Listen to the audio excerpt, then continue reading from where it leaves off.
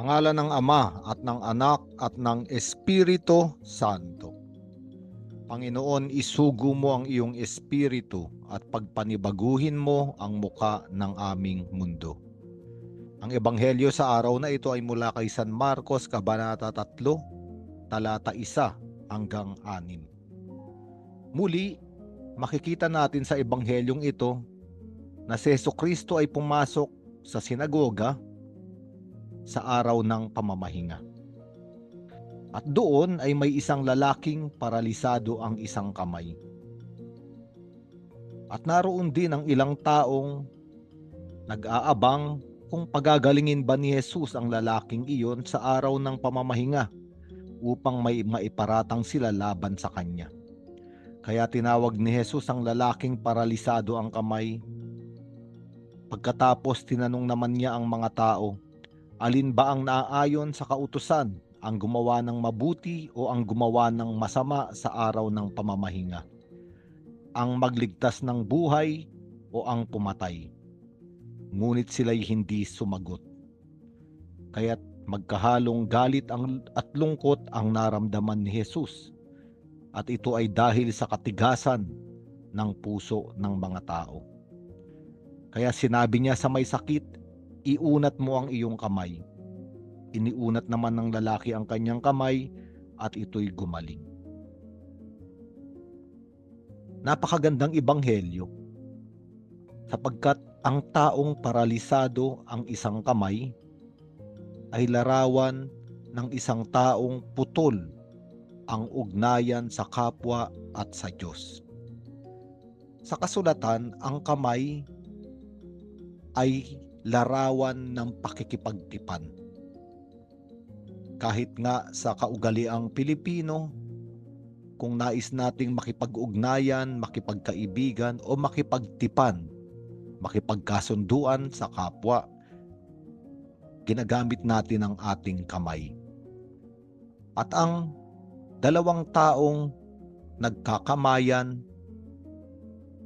ay larawan ng dalawang taong bumubuo ng ugnayan.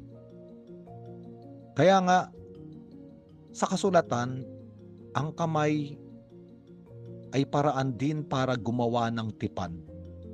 Tipan sa kapwa-tao, higit sa lahat, tipan sa kaugnayan sa Diyos. At ang lalaking tuyo o paralisado ang isang kamay ay larawan ng isang taong nag-iisa. Hindi maiabot ang kanyang kamay sa kapwa at hindi maiabot ang kanyang kamay sa Diyos.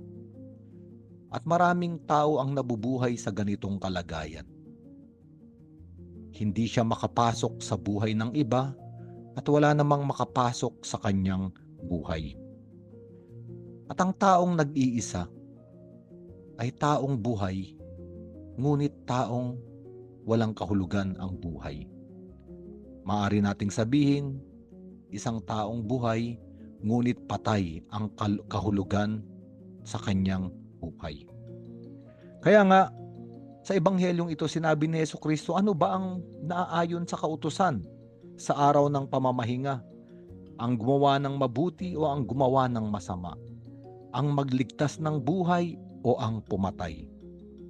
Ang ibig sabihin, ang kilos ni Jesucristo sa pagpapagaling sa lalaking ito ay para iligtas siya o palayain sa kalagayan ng kamatayan at bigyan ng buhay.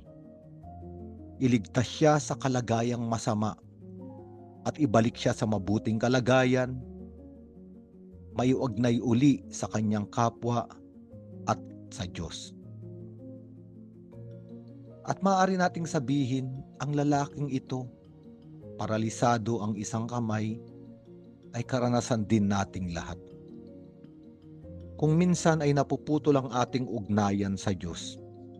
At kapag naputol ang ugnayan natin sa Diyos, ang unang konsekwensya o bunga ay mapuputol din ang ugnayan natin sa ating kapwa.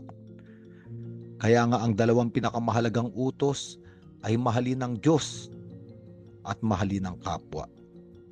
Kapag nawala ang pagmamahal sa Diyos, nawawala rin ang pagmamahal sa kapwa. At dahil dito, ang tao ay nag-iisa.